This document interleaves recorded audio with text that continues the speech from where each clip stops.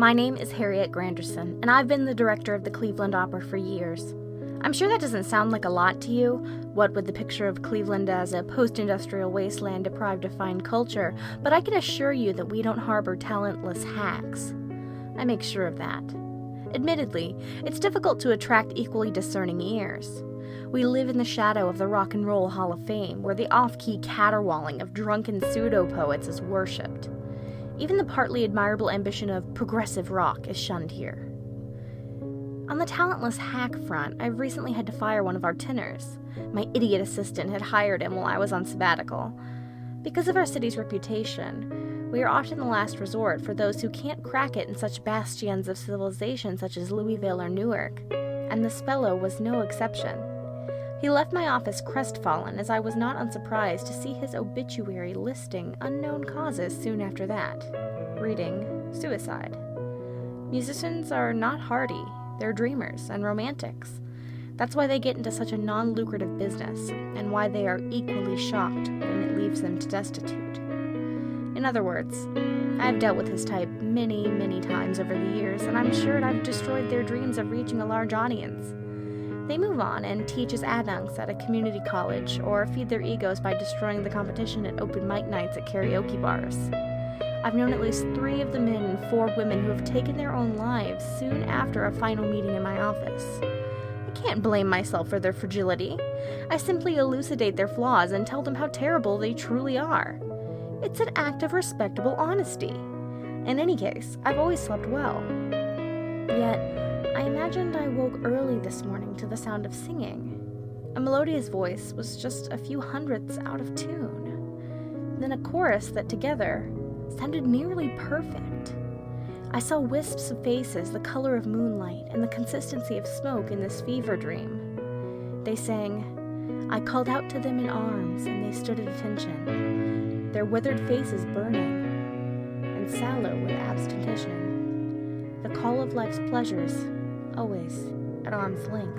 And then suddenly, the beautiful minor key melody stopped and repeated the same flourish over and over and over.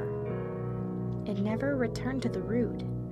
It stayed unfinished, the same moan of the same syllable persisting almost infinitely.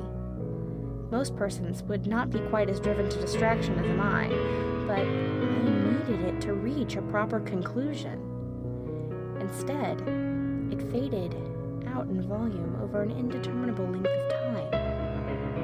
I woke breathlessly to the sound of birds, except the birds' voices seemed all doubled and trebled.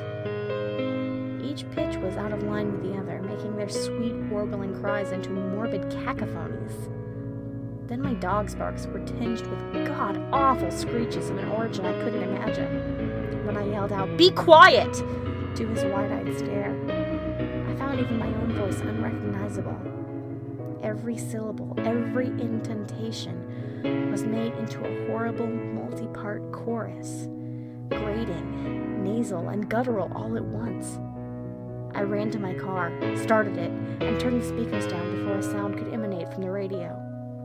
While the engine's noise seemed more boring and obtrusive than normal, it left me at relative peace. In anticipation of some new oral horror, I didn't speak a word to myself the entire time. I even made sure to breathe quietly. I reached the opera house just in time to hear a recital of La Boheme, and shrieked. Every singer, all those people I had handpicked and scolded into excellence, sounded wrong. Flat, sharp, all in different and wrong keys, and the voices themselves were like stern commands from the very maw of hell. Moreover, the effect produced a volume that was incalculable. If I could stand inches from a giant speaker transmitting the sound of television static, it would have been a great respite compared to this. I relay all this knowing that I'm going mad. Sitting in the balcony of an opera house, yelling at the players, "Stop, please, stop!"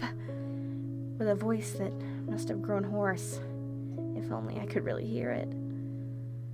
The few that remain on the stage look on in shock, but I sense no sympathy.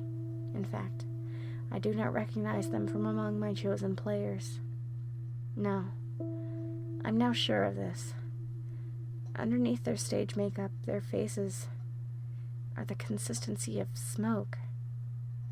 and the red of a harvest moon.